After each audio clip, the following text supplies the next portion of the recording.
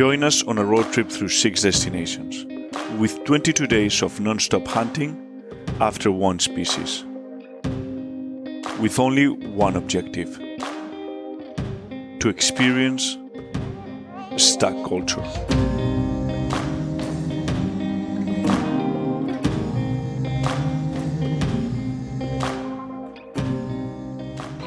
I'm gonna give you to try a small piece. Dáselo muy pequeño, muy pequeño. Toma. Oh yeah, that's it. Get your fingers all over it, every piece. Thank you. Thanks. Yeah, I have clean nails. Look at those hands. That tastes of stag. You could Thank probably you. cut your fingers off and send those nails for like disease research. It has a whole ecosystem inside there. I sometimes see stuff coming out and coming back in.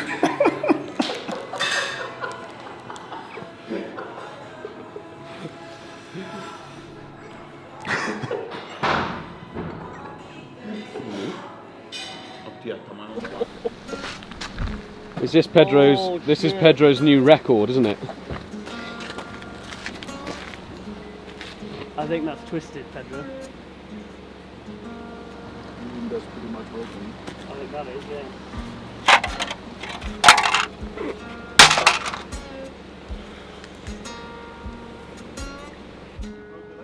Yeah. Still good, but yeah, the light's broken. These are the problems of be sure that you are taking good care of the meat.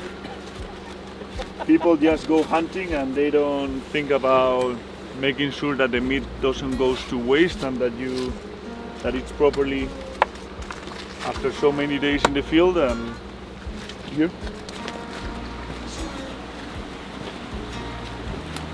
imagine if you are driving on a dirt road on an area and suddenly you see a freaking Yeah, free Yeti. Free Yeti full of red stag.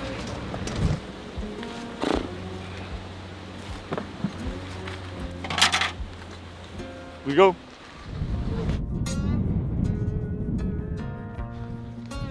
Since we had a morning kind of off before we get back home to drop Lewis at the airport that he's going back home, we decided to come out here, spend a morning hunting. Maybe we see another stag or a wild boar or something, or film some content and enjoy Leon a little bit more. Like, you cannot get never enough of this place. So let's see what we see.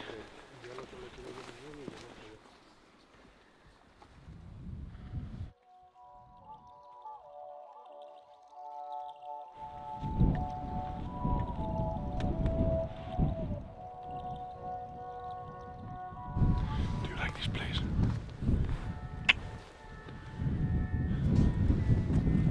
I haven't seen anything yet, but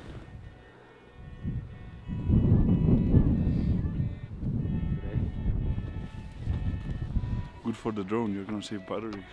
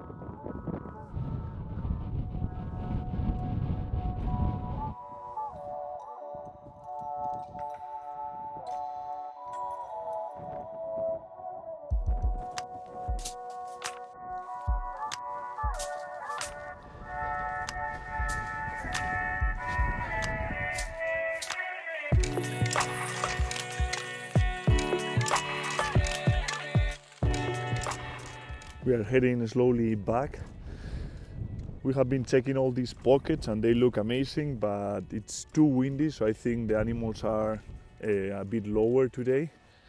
And I mean, we need to head back to Bilbao. Lewis is flying out tomorrow, so we are gonna head back home, stop by a museum, a hunting museum that is close by, and that way in the afternoon we'll have time to prepare and take care of all the meat, have everything ready, recharge batteries, equipment and all that stuff. So it will be nice to head a bit early, grab some sleep and start the final chapter, chapter 6 in Palencia. But the view here, it's one of the most beautiful places you can be. Now the rainbow came, snow from yesterday.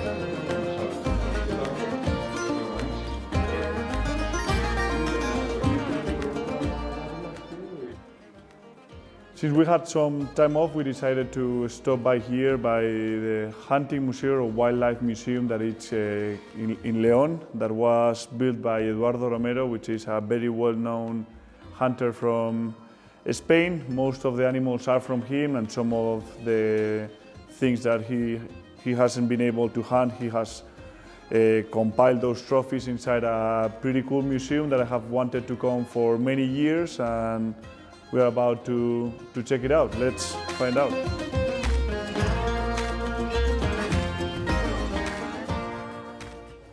We're just getting inside the museum, and it's pretty cool to see the difference between a European roebuck and that would be the Siberian roebuck, which both are Capreolus and Capreolus pygargus. But the size is like twice. They are typically 55 kilos towards 25, 30 kilos. So pretty impressive to see the comparison.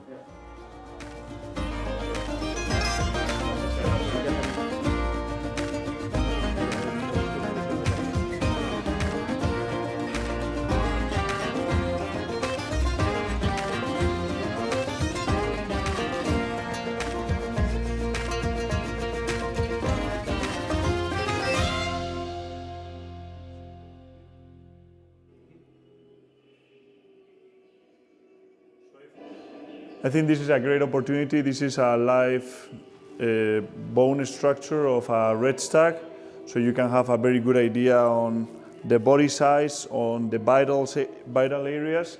And I wanted to explain a little bit what happened with the red stag from chapter 1 that I shot in Acorland with my bow. I'm pretty confident that I hit this bone, but this bone, as you guys see, and if you have the bone some front quarters, you see that it has a thicker area here that comes outside, so an arrow will have no trouble going through this bone because it's not very thick. But I think I got him here, which is really thick, and if you hit here, basically the arrow will never go through the scapula and will never get in the vital area that you still have room from behind the scapula for that movement. So I think that's what happened, that the leg was a little bit moved like here, a little bit to the front. I hit here, which height-wise was good, but if you hit here, no problem, but if you hit in this deeper part, the arrow will just not go through and the animal will be okay. So, I don't know, pretty cool to see this exhibition and these different mounts and realize the different size of animals. Like we have here the Samoa, and a lot of people, the Samoa, they have a lot of muscle and a lot of hair, and they look very big when you shoot them in the mountains, but actually the vital area of the Samoa, it's tiny, and that's why so many people miss them, because it's a really small target. So we really need to know the animals, how the body is a structure where we need to shoot them to make sure that we are the most efficient, we make the most efficient shot as possible. So super, super cool. The thing with wild boars is that two things. With the rifle, a lot of people say to shoot it behind the ear, and behind the ear will be somewhere in here, and check the amount of area that is non-vital. Like there is all kind of meat here, hair and all this. So it's basically the target you're aiming, it's tiny. And the spine here is very low towards shooting it to the chest that they may not drop on the spot, but it's a way safer shot. And with the bow, it's kind of the same. Like the spine of the wild boar drops here a lot, way more than in deer. So basically from the body, half of it is non-vital. So you have to aim from the middle low and better a little bit backwards, not just right behind the leg. And if you see the scapula here, it's super strong. And for archery shots, a lot of people tend to shoot them from a tree stand. The angle of this shot and this scapula, it's very dangerous. And a lot of shots can end up in this area and not doing anything to the wild boar. So another great example of where to aim.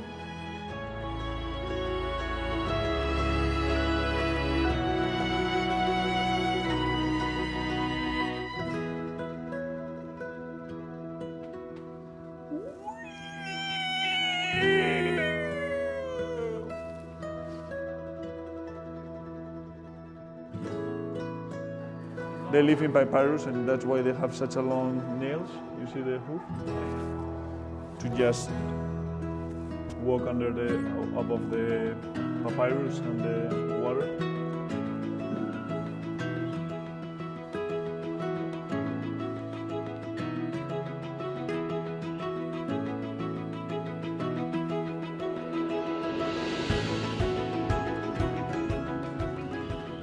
Jack, don't film them. It's private. Leave them alone. Jack, They're in love. pass by. I don't want YouTube to censor my video.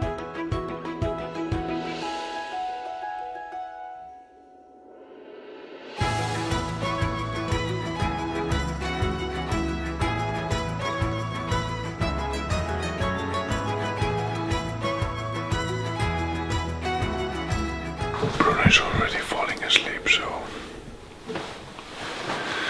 Pete doesn't want me to tell Bruno knows that I'm at home.